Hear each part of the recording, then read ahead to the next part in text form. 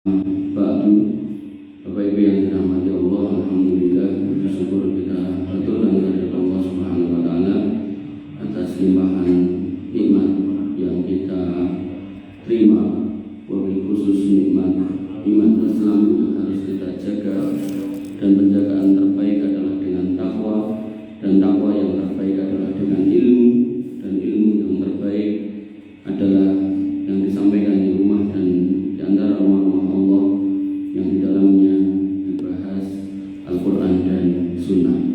Bapak Ibu yang dirahmati Allah Subhanahu wa taala, dan ilmu yang ingin saya sampaikan ini merupakan bagian dari kegelisahan saya secara pribadi.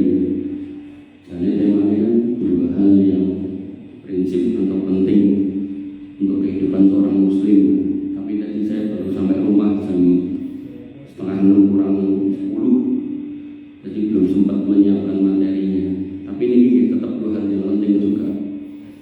Jadi dalam hidup orang manusia, khususnya orang Indonesia, dua prinsip ini sering dilupakan. Dua hal ini sering dilanggar karena mungkin Allah alam mereka merasa tidak ada aturan di dalam agama.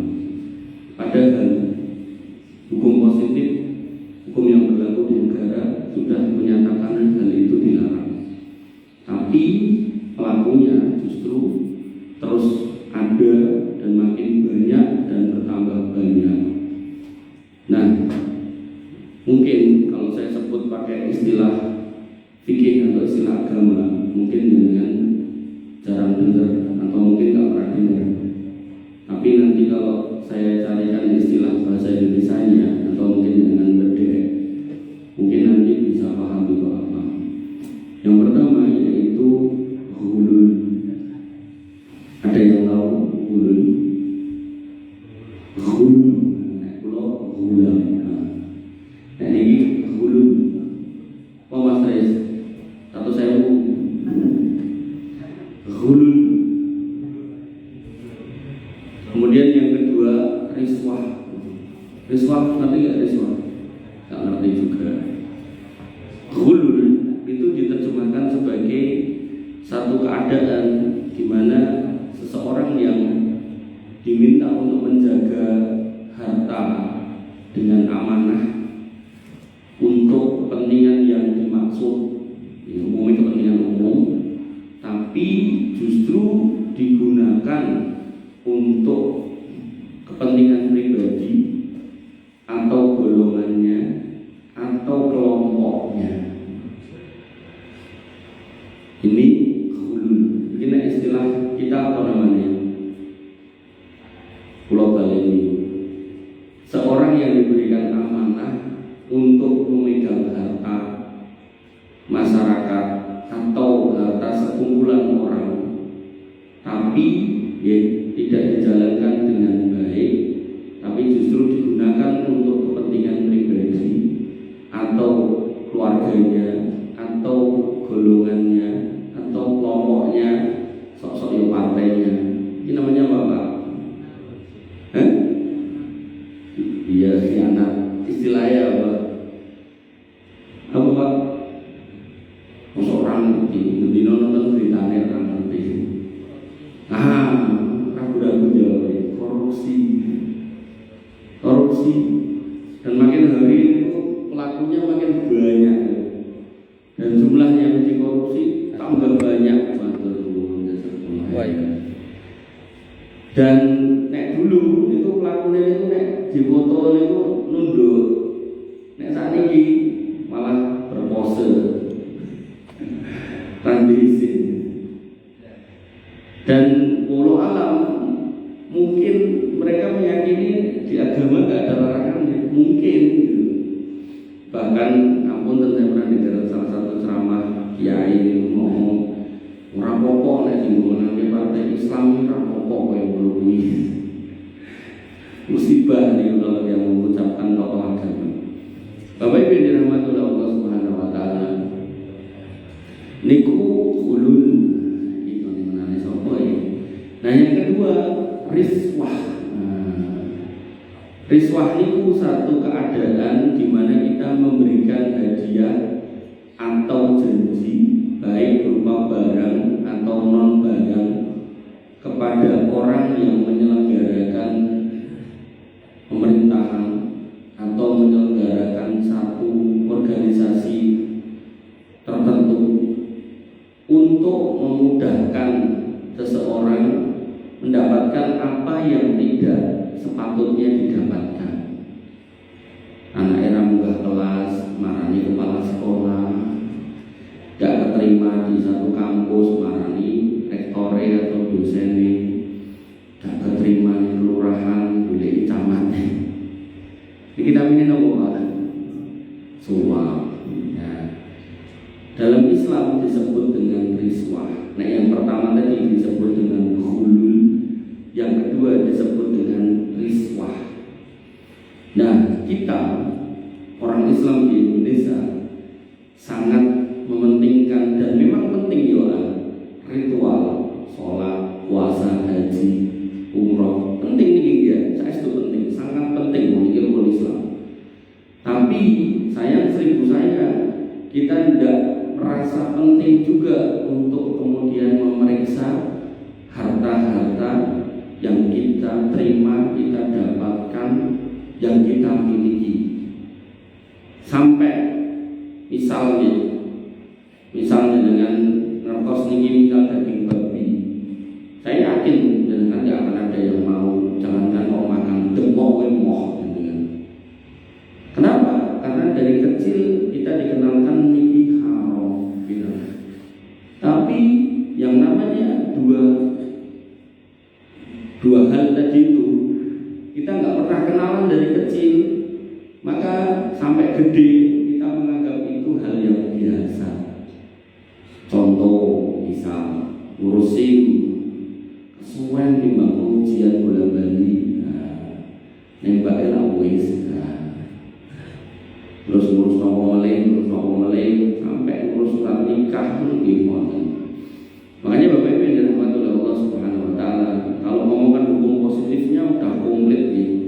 Di dalam Undang-Undang Nomor 31 Tahun 99 tentang pemberantasan tindak pidana korupsi, junto Undang-Undang Nomor 20 Tahun 2001 dan seterusnya.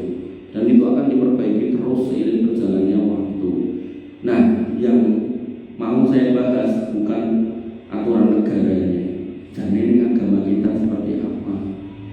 Tujuannya apa? Agar kita paham kesolihan kita dalam hal sholat, puasa, zakat, haji, umroh dan seterusnya. Ternyata juga dituntut untuk paham, jangan sampai kita mengambil atau terlibat pada hal-hal yang dilanggar, dilarang oleh Allah Subhanahu wa taala dan Rasulnya ini. Wabil khusus masalah ghulul dan riswah. Pokoknya soal moniko insya Allah panjenengan semua aman, insya Allah saya yakin. Tapi kalau ghulul dan riswah ini, nah ini hal yang samar. Soalnya barangnya bentuknya buatan ciu, buatan daging babi, bentuknya gede, sosok ya bentuknya jabatan. Sampai ada orang tua yang rela jual sawah dengan nilai ratusan juta, bahkan mungkin miliaran agar anaknya jadi ASN, jadi TNI, sinten Pekalongan Budi itu entek 800 juta gitu. Monggo kita coba bahas dan dengan cermati dan dengan ambil sikap hari ini ke depan. Nah, yang lalu ya sudahlah, biarkan berlalu, tinggal ditobati. Tapi hari ini ke depan, karena ilmu ada, maka ya kita harus mengikuti apa yang Allah dan Rasulnya sampaikan. Wah, nek ngono aku jane ora sama mangkat wae. Tentu mending dengan mangkat, dengan ngertos, lajeng dengan rubah, tinimbang dengan boten ngertos, bar niku tetep dengan lampai ngoten niku ning akhirat mungkin ditakoni. Rekoso niku saestu. Lebih baik kita ngerti hukum hari ini karena kita belajar halal haram, lalu kita berusaha untuk berubah semaksimal mungkin daripada kita menghindar dari majelis ilmu berang ngerti halal haram, akhirnya nanti di akhirat kita merasa akan terbebas, ini malah ditakoni, kowe mbiyen kok nyuap iki, kowe mbiyen kok korupsi iki, dan seterusnya.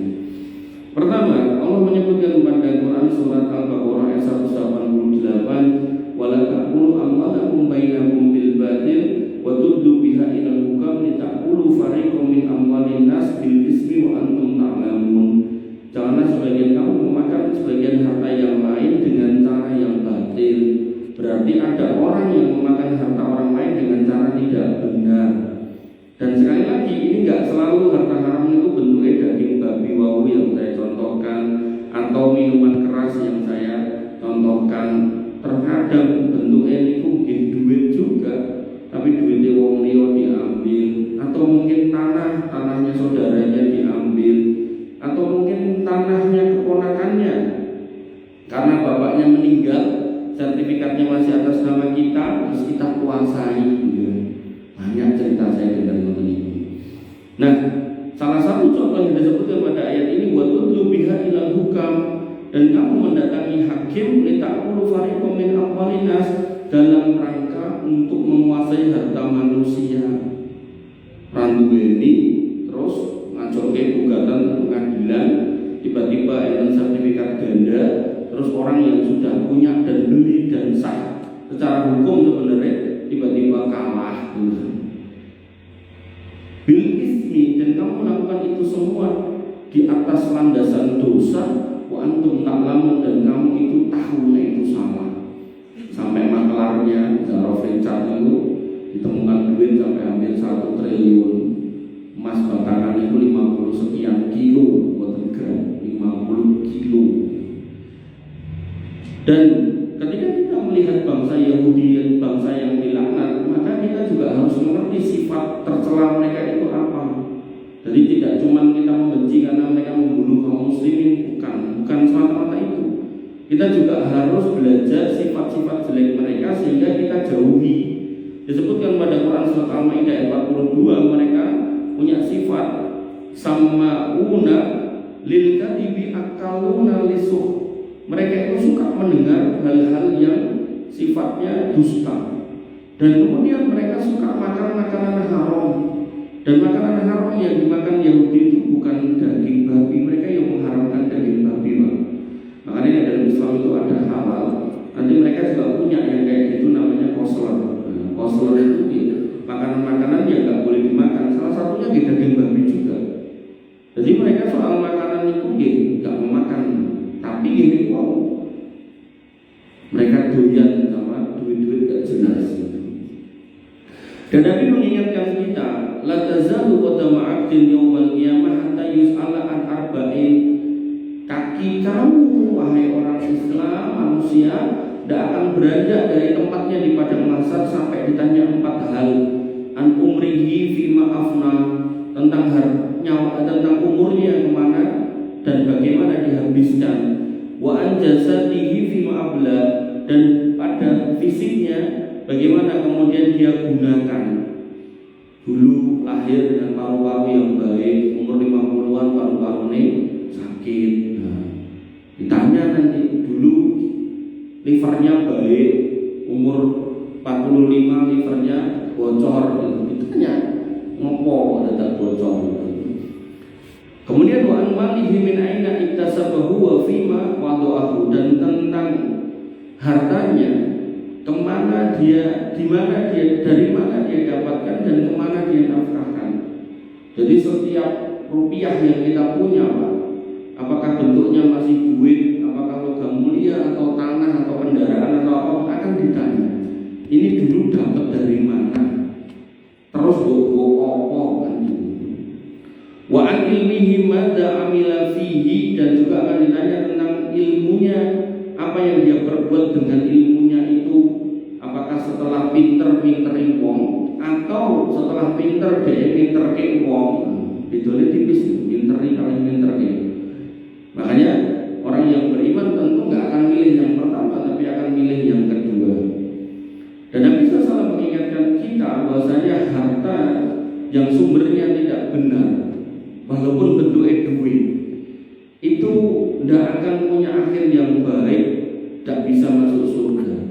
Beliau SAW bersabda, innahu la yadkhulul jannah lahmun nabada min surtin an-naru aulabi. Sesungguhnya daging yang tumbuh dari harta yang haram tidak akan bisa masuk surga.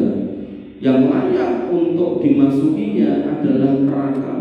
Yang layak untuk memakan daging itu, menjilat daging itu adalah neraka. Bapak Ibu dirahmati oleh Allah Subhanahu wa taala. Nah, pertanyaan berikutnya, dalam Islam itu yang dilarang itu korupsi segede apa sih? Apakah 1 miliar, 2 miliar, 1 triliun, 2 triliun baru dilarang? Maka disebutkan dalam sebuah riwayat dari Ummu Habibah, dari bapaknya, dari Nabi SAW, beliau disebutkan oleh Ummu Habibah dan bapaknya bahwasanya Nabi SAW pernah mengambil 1 helai bulu. Jadi zaman dulu itu orang-orang yang perang itu punya bulu-bulu. Bulunya itu tinggi tondo, jadi baju perang dipakai, enten kutupe itu seorang ketok wonge sinten. Nah, kayak bulu-bulu, sosok bulu ini biasanya rumah juga.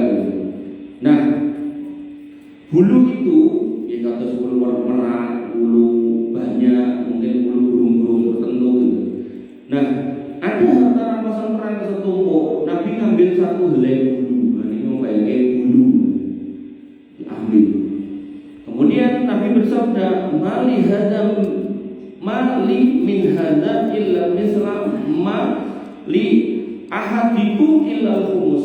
Iki nek urung didungke, maka aku juga berhak untuk dapat walaupun bulu ini. Dan jatahku dalam ghanimah itu khumus. Yang saya tahu itu khumus itu 20%. Nah 20% itu sajane jatahe Nabi mengatakan nek urung didungke aku yo gak ngehani iki. Sehingga Bapak Ibu yang dirahmati oleh Allah Subhanahu wa taala, ketika ada sesuatu yang belum dibagikan kok kita ambil duluan, itu diklaim. Wong Nabi aja sudah mewanti-wanti, iki nek didung aku, yo aku ora bakal jiko iki. Nah karena aku ora jiko iki yo kowe kabeh aja jiko. Tapi kata Nabi, wa huwa mardudun fikum. Tapi nek aku 30% itu tadi sebagai hak saya, tetap tak kembalikan ke kalian semua, tak sudah kopi. Maka kemudian Nabi mengingatkan fa'adul khaita wal mahita fama fawqahuma. Ayo sapa mau sing wis jiko jarum don atau benang gendang dibalekke. Jadi bulu enggak boleh, jarum enggak boleh, benang juga boleh. Wa iyyakum wal hulul. Jauhilah oleh kalian wahai umatku perbuatan korupsi itu. Nabi sudah mengingatkan. Fa innahu arun wa sanarun ala sahibihi yaumal qiyamah. Karena perkara itu akan membuatmu menjadi orang tercela dan membuatmu malu pada hari kiamat. Nah, tercela dan malunya seperti apa? Nanti kita sebutkan dalilnya.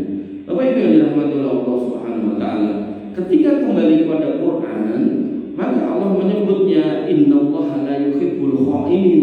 Allah tidak suka dengan orang-orang yang berkhianat. Orang berkhianat itu apa? Orang yang dikasih amanah tapi tidak menjalankan. Salah satunya itu korupsi itu. Dan kemudian di dalam Quran surat Al-Imran ayat 161, Allah Subhanahu wa taala menegaskan kalau para nabi itu tidak mau atau tidak pernah korupsi. Allah Subhanahu wa taala berfirman, "Wa ma kana lin nabiyyin ayyahul." Nabi-nabi itu enggak ada yang korupsi. Wa man yaghlul ya'ti bima ghalla yaumal qiyamah. Siapa yang korupsi, siapa yang mencuri harta yang bukan miliknya, berkhianat, maka itu akan didatangkan pada hari kiamat nanti. Kalau dalam hadis tadi marai isin tur marai elek, harga dirinya jatuh. Semua tuwafa kullu nafsin ma kasabat wa hum la yuzlamun. Maka setiap jiwa itu akan bertanggung jawab atas apa yang pernah diperbuatnya dulu waktu hidup. Dan kemudian Abu Hurairah radhiyallahu anhu menegaskan tentang malu yang dimaksud. Beliau berkata, "Qama fina Nabi sallallahu alaihi wasallam." Berdiri Nabi sallallahu alaihi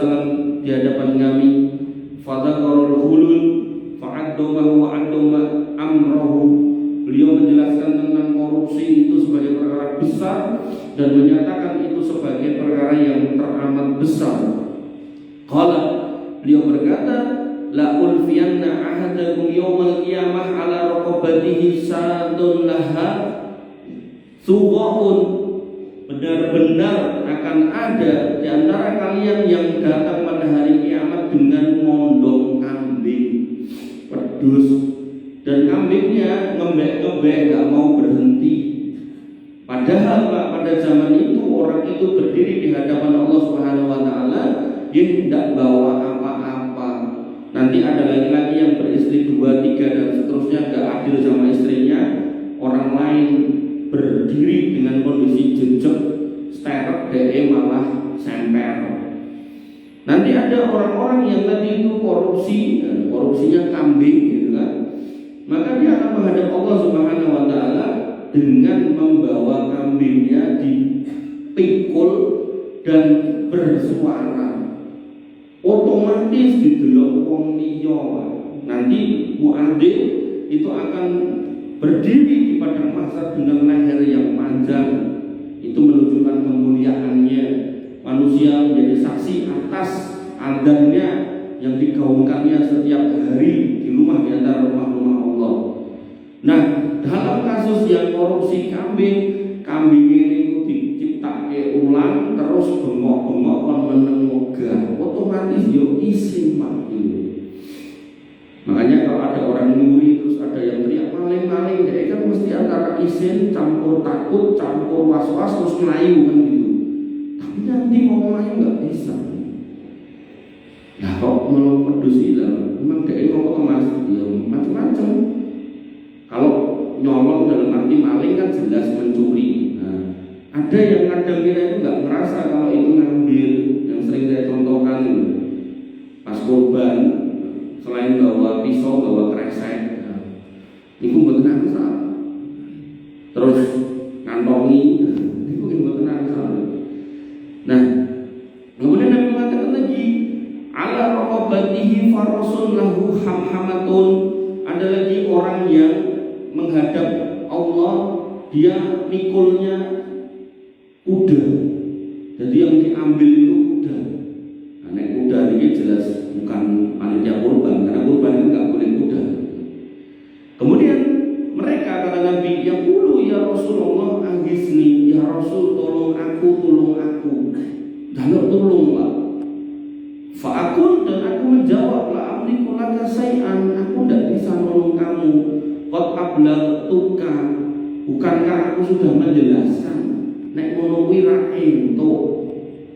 Wa ala raqabatihi ba'irun, dan ada juga yang dia mikul unta, lahuru wa'un, untanya juga bersuara unta. Kemudian dia pun berkata, ya Rasulullah agisni ya Rasul, tolong aku fa'akul. Terus aku jawab, la amliku laka say'an qad ablagtuka, aku gak bisa nolong kamu. Bukankah dulu udah tak jelas kok menyeya. Wa ala raqabatihi shamitun, dan ada juga yang mikul emas perak. Ya wow, taruh Richard wow. Di lehernya fayaqul, dan dia kemudian berkata, ya Rasulullah agisni ya Rasul, selamatkan aku. Fa'akul, dan aku jawab, la amliku laka say'an qad ablagtuka, aku tidak bisa bantu. Dan ini juga tak jelas nih pokok mendadak koyo ngono. Au ala raqabatihi riqaun tahfikun, ada juga yang memikul gulungan kain, nganti kainnya mentelung goyang-goyang saking gulungannya dawa atau gedene. Nah niki nggih pun enten bose Sritek gitu. Boleh kredit mil triliunan, jane perusahaannya nggak layak, status kualitas kemampuan bayarnya itu tidak menunjukkan perusahaan yang layak dikasih kredit. Jangankan kok sampai belasan triliun, 1 triliun ini pantas gitu kan. Karena dia secara cash flow itu sudah nggak baik. Tapi dia bermanuver ke bank-bank itu, dan pejabat banknya mengaminkan, ya otomatis itu. Makanya tersangkanya nggak cuma satu kan, pejabat banknya juga. Nah, cairlah duit itu, dan benar nggak bisa bayar, akhirnya mengajukan sekolah itu dikembalikan ke negara, enak Bapak. Walaupun maksudnya pilot itu nanti asetnya itu dibuat bayar, tapi asetnya pun juga jumlahnya nggak nyampe segitu.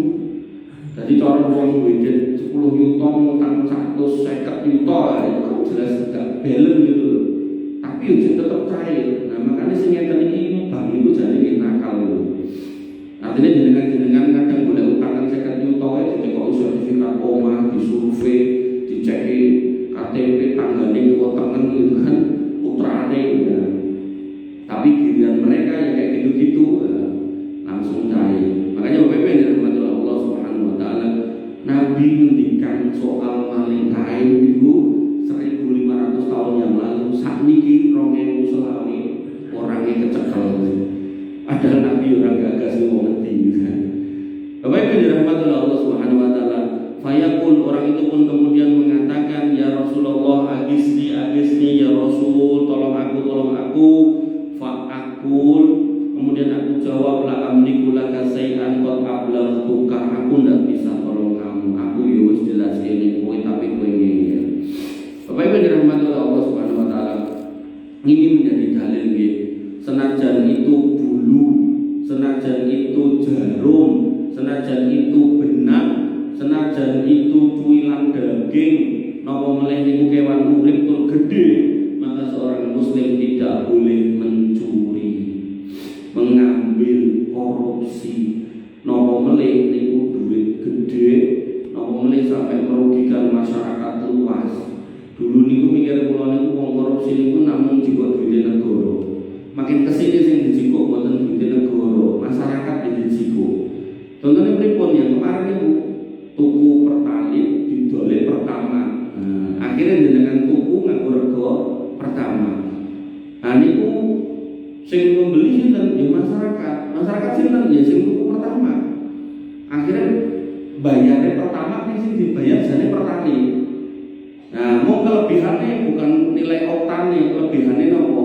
Bayar luwih niku padha-padha itu Pertalite mung dhek orang ngantri ngoten niku. Jadi luwih larang mergo ngantri, mboten soal kualitas bensine. Dan itu 2018 sampai 2023 dan lain-lain. Itu setahun itu kerugian masyarakat itu 185 triliun. Niku nek dipinggir 5 niku ketemune meh 1000 triliun. Padahal niku nek dijikuk 100 triliun, Pak. Niku iso nggo nyekolahke cah lulusan SMA ngene iki sak Indonesia pada angkatan yang sama nganti lulus sekolah universitas terbuka dengan SPP 2 juta atau kampus mana aja dengan SPP ini 2 juta nanti lulus 2 semester. Coba. Makanya Bapak Ibu yang dirahmati Allah, ini musibah luar biasa.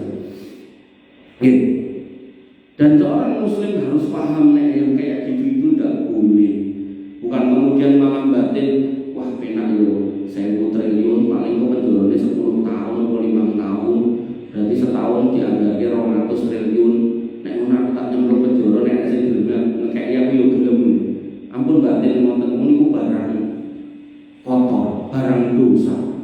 Walaupun niku ketoke nilainya gede, maka ketahuilah Bapak Ibu yang dirahmati Allah, pertanggungjawabannya itu berat. Dan dia harus menanggungjawabkan per sennya, per rupiahnya. Enggak kemudian koyo ning vonis di dunia. Makanya di dunia itu jenengan tidak akan menemukan keadilan nanti di akhirat. Jenengan akan melihat mereka yang korupsi sing rupeh yo hukumannya ra karu-karuan. Jangankan sing oke, sing cilik pun juga ra karu-karuan. Nanti ada yang cilik itu. Nah, dikisahkan lagi dari Abu Hurairah radhiyallahu anhu. Beliau berkisah tentang orang yang korupsi barang yang kecil. Tadi bulu nggak boleh, pedang nggak boleh, dom nggak boleh, kewan-kewan nggak boleh. Ini Abu Hurairah berkisah tentang seorang mujahid yang korupsi kemul gombal. Beliau berkata, iftatahna Khaybar. Kami dulu pernah mengalahkan, menaklukkan benteng Khaybar, bentengnya orang Yahudi. Di dalamnya banyak perhiasan. Walam nagunab dahaban wala fiddatan, emas dan peraknya belum sempat kami bagi.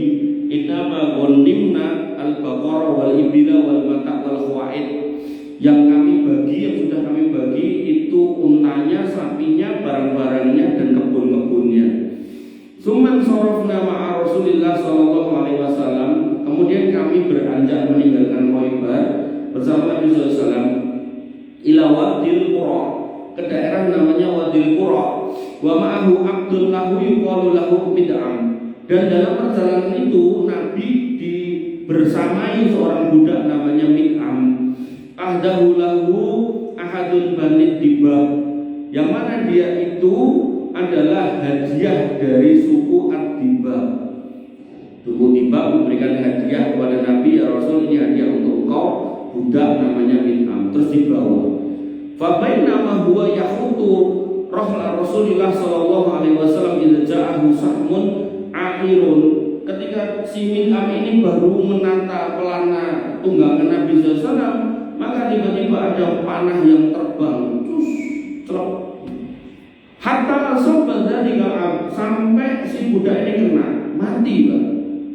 Dalam Islam orang yang ikut perang itu disebut mujahid, mati syahid. Dan orang yang membantu logistik orang yang perang itu juga bisa mendapatkan derajat yang sama kayak orang yang perang. Jadi umpama Mid'amnya ini ikut perang jadi mujahid, nek mau nggak ikut perang tapi karena bantu logistik, maka dia juga kedudukannya kayak orang jihad. Kok kena panah? Nah, maka sahabat kemudian mengatakan hani'an lahul jannah. Weh, nyenengke, selamat dari nyemplung surga mergo mati syahid. Dan mati syahid kemarin saya sampaikan di Balai Kota Surakarta itu ada keutamaannya 10 ini 16.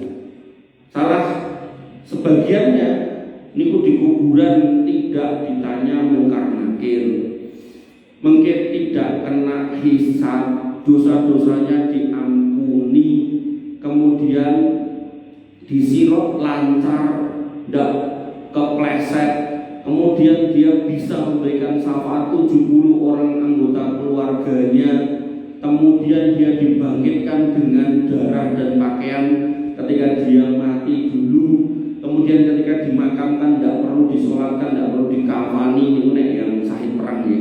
Tapi nek syahid itu nggak cuma perang ya. Jadi ibu-ibu yang melahirkan mungkin 14 meninggal itu syahid, orang yang tenggelam niku syahid dengan catatan boten tenggelam bunuh diri loh ya. Oh kayak mati syahid nggak mau kok, nggak mau bagi burning mengawan. Nek niku mau bunuh diri nggak masuk. Orang yang ketimpa bangunan ketika ada gempa itu yang mati syahid, orang yang sakit di organ perut itu yang mati syahid. Berarti kontrol mati syahid. Memang kok lah mati livernya pecah, lah kok pecah, lah kok kayak mendem niku mboten. Jadi harus jelas ini sing pripun ngoten nggih. Jadi tidak semua yang satu sing itu tadi terus mati syahid, harus dicetake sing pripun. Mukanya kebulan omah berarti mati syahid. Lah kok kebulan opo? Lah gantung main wis reok, main ambruk lebih dari mati loh. Iki mboten mati syahid. Ya harus jelas ini. Nah, Bapak Ibu dirahmati oleh Allah Subhanahu wa taala, orang-orang yang mati syahid ini punya kedudukan yang tinggi, makanya begitu Mid'am itu kena panah, sahabat mengatakan selamat wis mlebu surga mati syahid. Tapi apakah Nabi mengaminkan? Mboten. Nabi justru paling mengandikan bal, kata Nabi, ora, waladzi nafsi biyadihi, demi Allah yang menggenggam jiwa Muhammad, inna samlatal ladzi asabaha yauma Khaibar minal maghanim, deke mau ghanimah sing urung didom deke jiko kemule kuwi lho, kuwi sing marai rasido deke mlebu surga. Kemudian Nabi menegaskan lam tusib hal maqasid, belum dibagi, ngambil duluan. Enten zakat fitrah lebet diditeni, nek sing kaya pake sing kae mesti engko mentek wangi singkir kesik. Engko aku. Mirip-mirip ngoten niku to. Rumayae didum wis tingkir-tingkir iki. Kemudian kata Nabi, latas ta'ilu alaihina, maka kemulnya itu akan dinyalakan jadi api neraka dan dikerukupkan ke si Mid'am itu. Sampai kapan? Wallahu a'lam, enggak tahu Pak. Makanya Bapak Ibu yang dirahmati oleh Allah Subhanahu wa taala, setelah Nabi menjelaskan itu, faja'a rajulun hina sami'a dzalika minan Nabi SAW, ada orang yang begitu dengar Nabi ngomong gitu, dia datang bisirokin au sirokaini, dengan satu tali atau dua tali sendal. Zaman dulu itu sendal itu saking kulit. Nah, tali ini mungkin sosok sama kulit, sosok sama nopo tanduran tertentu. Nah, niku kados sendal jepit ngoten niku. Nah, sok-sok jembat. Nah, nek kita nek jembat kan dua. Nah, zaman dulu niku enten sing ngedol utuh, enten sing ngedol sore tok, enten sing ngedol tali tok. Nah, di antara tumpuan rampasan perang itu ghanimah niku enten tali sendal. Nah, ada sahabat sing sendalnya mungkin jembat, ngantongilah dia satu atau dua. Rumangsanya engko tekan omah iso dienggo genti sendalnya sing jebak, kan? Begitu Nabi mengatakan min amwilu, jika kemul-kemulnya jadi genin rokok, dia langsung menghadap Nabi itik, ya Rasul niki tali sendal kula wau menting. Dan dia mengatakan hada sayun kuntu asabat, ini tadi yang saya ambil. Faqala Rasulullah SAW, Nabi pun menegaskan sirokun au sirokani minar, iki siji apa loro iki nek rambut balik ke dadi genin rokok. Bapak Ibu yang dirahmati Allah Subhanahu wa taala, ketika kita sudah mendengar ayatnya jelas, hadisnya jelas dan jelas haram, maka kata Nabi al-halal bayyinun wal haram bayyinun. Nek halalnya jelas, haramnya jelas, yang mana? Maka kalau itu jelas-jelas haram, ada ayat, ada hadisnya, nggih ditepi, didoi, amun malah dilanggar. Semata rugi ketika jelas sesuatu itu halal, silakan diambil. Makanya bapak saya itu pernah ngomong sama saya, saya ini wong ini kerja jadi PNS kuwi sing kae bayar semene, jadi tentara kae bayar semono gitu. Memantau bapak saya. Bapak saya langsung ngomong, nek Pak Ibu kon bayar Pak Eran iki. Nah, mboten usah bayar kuwi kok koyo kudu jadi PNS to Pak. Yo barangkali kok yo pengen, asline kula mboten pengen. Tapi ibu kula kedel, nyoba terus gitu. Nyoba pisan gagal, nyoba keloro niku jane pun males, tapi malah ketemu. Belas terang bayar. Kemudian dari Jakarta 10 tahun saya pindah Jogja, Bekasi, yo belas enggak bayar. Dari Jogja saya pindah ke Solo, yo belas enggak bayar. Makanya Bapak Ibu dirahmati oleh Allah Subhanahu wa taala, ketika panjenengan bertawakal kepada Allah Subhanahu wa taala, nggih saged kok putra jenengan niku dadi apa aja tanpa harus bayar. Tapi tadi dulu, nek jenengan merasa rumangsa bisa untuk bayar lalu jenengan bayar, mungkin putra jenengan dia akan jadi apa yang jenengan mau niku, tapi keberkahan itu yang akan dipertanyakan, akan dapat apa enggak. Jadi kalian nunggu Isa. Saya ceritakan dua manusia hebat. Yang pertama namanya Urwah Al-Bariki. Nanti yang kedua namanya Uqbah ibni Amir. Kasusnya soal kurban dua-duanya. Urwah Al-Bariki ini dikatakan oleh Nabi, wah Urwah iki enek duit sak dina, koin 1 dina, 4,25 gram emas.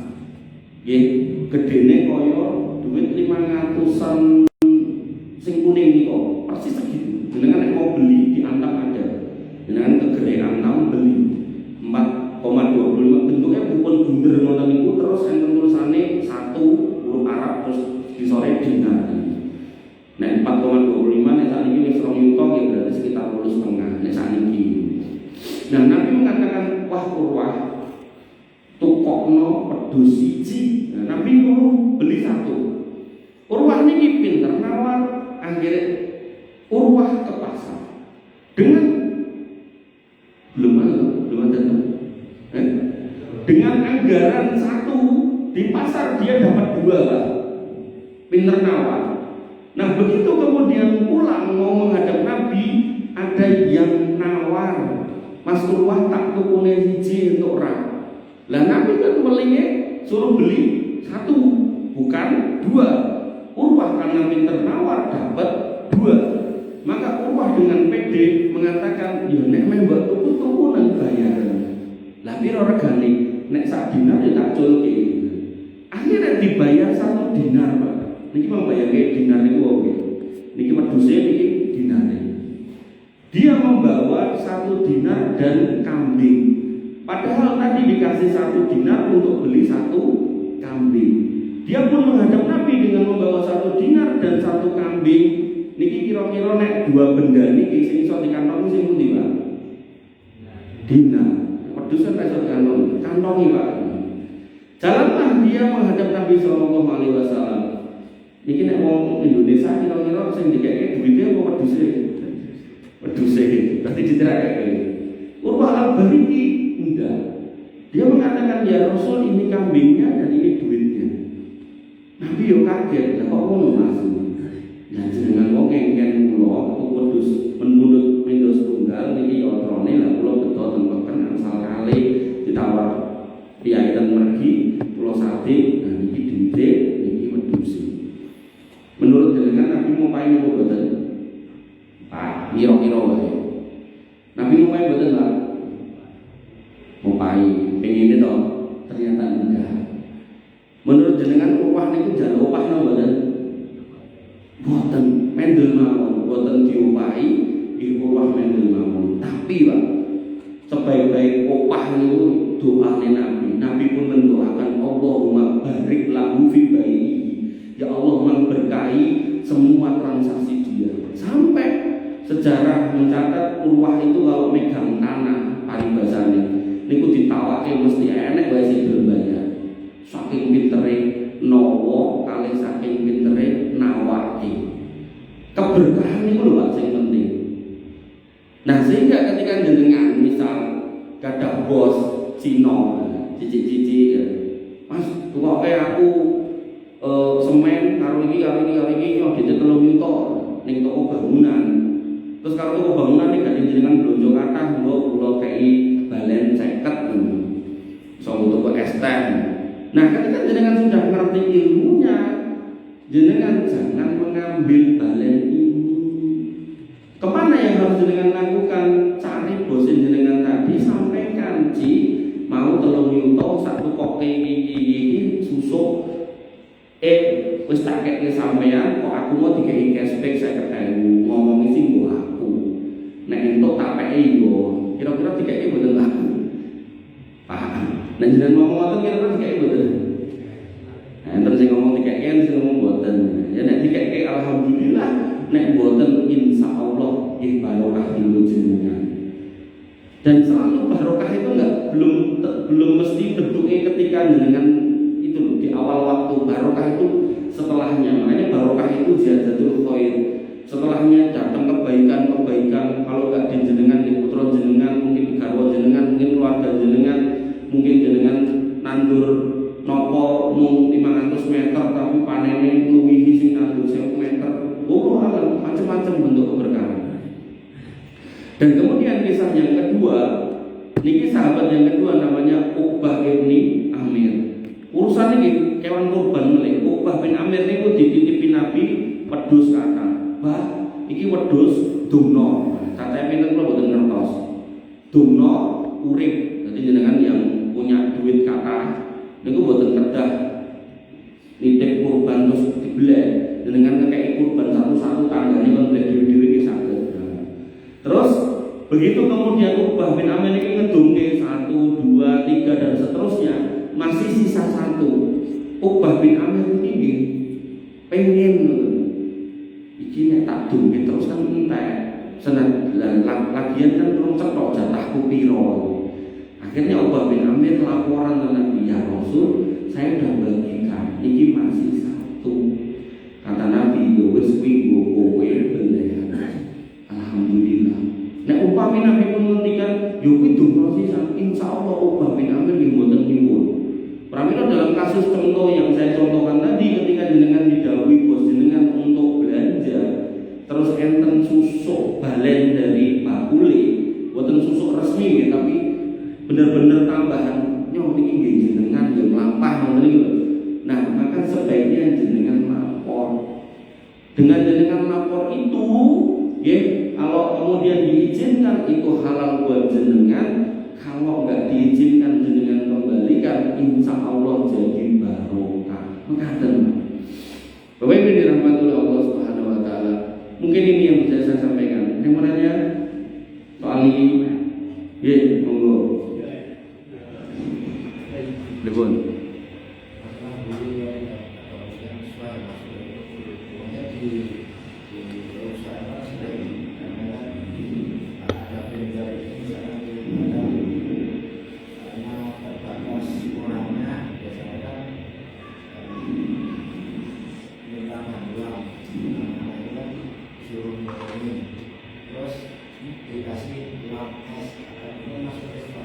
Oke. Siap. Nah, pertama, ya, harusnya si karyawan-karyawan itu minta izin dulu sama manajemen. Boleh nggak karyawan ini, ya manajemennya harusnya jeli. Artinya dia harusnya memahami ada kondisi itu, boleh nggak karyawan ini bantu. Kalau manajemen mengatakan nggak boleh bantu, maka karyawan nggak boleh bantu. Nah, menjadi boleh membantu ketika itu dilakukan di luar jam kerja, misal pas istirahat. Makanya kalau nyampaikan materinya tadi di depan ibu-ibu pas jam kantor, lo ditekok, dan jenengan pergi korupsi lo berarti kan, boten. Nah kok boten? Nah kalau mau izin kali bos lo, nek kalau boten, nek kalau izin tur boten izin ke, mungkin kalau biar jenengan, kalau boten sios tugi. Tur kalau sanjang tadi ibu niku, jenengan ngamplopin pulau yang boten ngerasa. Ramito. Dalam konteks itu tadi, karyawan harus kemudian bertanya sama manajemen atau manajemen yang sudah ngaji peka. Oh, enek vendor sing kadang mau sopir kalau kenet padahal butuh mungkin 3 atau 4 orang tambahan. Nah, maka bagaimana? Boleh nggak perusahaan itu mengizinkan nggak karyawan itu membantu? Ketika mereka menjawab boleh, nah pertanyaan kedua, kalau dapat fee boleh nggak? Boleh, halal atau tidak. Tapi kalau boleh bantu nggak boleh dapat fee, maka ngapunten berarti nggak boleh dapat fee. Artinya kalau menerima fee itu, maka sebaiknya disedekahkan sebagai bentuk pensucian diri dari harta yang seperti itu. Nah, pertanyaan yang ketiga, tanya ke manajemen lagi, nek niku dilakoni di luar jam kantor, boleh tidak? Artinya pas istirahat, janjian kali vendore, yang mau tak ewangi mas, ini tentang istirahat sih, gitu kan. Nah, kemudian vendornya mengatakan oke, gitu kan. Nah, maka kalau manajemen membolehkan ya tidak apa-apa. Karena yang saya tahu vendor itu punya kewajiban menaikkan barang loading dan unloadingnya itu baru boleh menyerahkan invoice. Jadi kewajiban dia dan penggunaan karyawan di perusahaan otomatis itu domain perusahaan. Perusahaan ini membolehkan apa enggak? Artinya sakjane kalau itu dilakukan di jam kerja, harusnya perusahaan itu ngecas balik si vendor ini. Kowe wis kanggo karyawanmu, jam kerjanya sudah kepotong ngewangi kowe, kudune bayar ora semene. Nah, itu harusnya kembali ke perusahaan. Mau nggak mau memang seperti itu. Nah, monggo itu dikelirkan karena kita sudah belajar dan tadi saya bilang di depan nyata-nyata soal gulul ini ada di dalam Quran, ada di dalam hadis. Jadi bukan sekedar rumusan tanpa dalil, benar-benar ada dalil. Sebagaimana halalnya babi, halalnya khamr itu juga ada di dalam Quran dan Sunnah, maka gulul ini juga ada. Sehingga kita sebagai orang yang beriman harus berusaha semaksimal mungkin jangan sampai apa yang kita bawa pulang itu ketutan bodoh-bodoh ngoten niku. Kadang.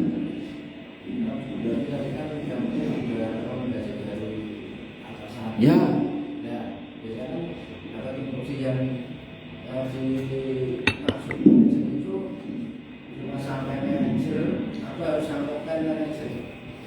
Prinsipnya, kalau yang saya pahami tetap atasan langsung. Otomatis atasan langsung ini ketika memutuskan dia nanti kan juga bertanggung jawab ke atasnya. Jadi kita nggak perlu sampai lapor ke direktur, itu nggak perlu. Kemudian nanti direktur lapor itu ngompol atau tekan dia mengurusan kayak gitu.